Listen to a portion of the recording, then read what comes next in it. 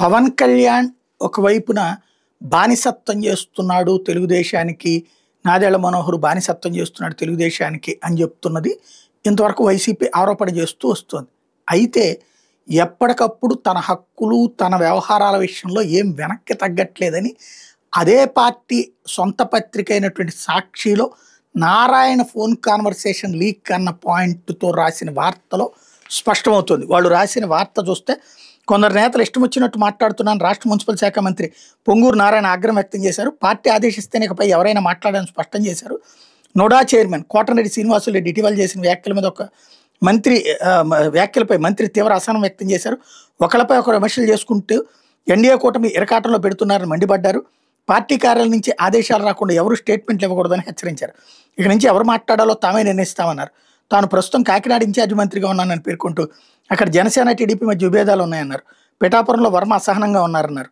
తనకు నియోజకవర్గంలో జీరో చేశారని బాధపడుతుంటున్నారన్నారు. జనసేన సమావేశాలకు వెళ్ళమని, ఇష్టం లేకపోతే వెళ్ళకండని ఇప్పటికే తాము చెప్పామన్నారు.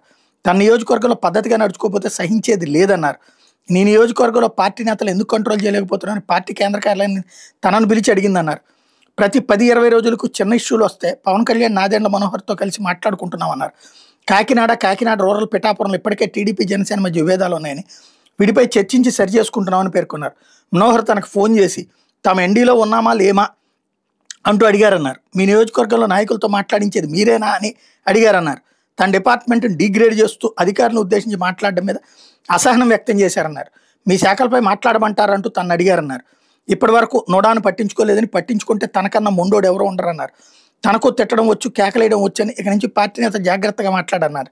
టెలికాన్ఫరెన్స్లో నేతలతో మంత్రి మాట్లాడిన ఆడియో సోషల్ మీడియాలో వైరల్ అవుతుంది. మొన్న మధ్యన ఏదైతే తెలుగుదేశం నాయకులు ఈవెన్ అసెంబ్లీలో కూడా రైజ్ అయింది కదా, ఇది రేషన్ తేడా చేస్తున్నారని, అంటే తెలివిగా కొంతమంది తెలుగుదేశం నాయకులు జనసేన వాళ్ళని దొంగలు చేయాలని చూస్తున్నారు. వాళ్ళు ఇప్పుడు తిరగబడుతున్నారు. అక్కడ నాదెళ్ల మనోహర్ కూడా ఇట్లా అడిగారు అన్నటువంటి విషయం ఇప్పుడు స్పష్టమవుతోంది. పవన్ కళ్యాణ్ కూడా ఎక్కడ తగ్గట్లేదు. తేడా వచ్చినప్పుడు 10 రోజులకోసారి నారాయణతో మాట్లాడుతున్నారు అన్నటువంటి విషయం స్పష్టమవుతోంది.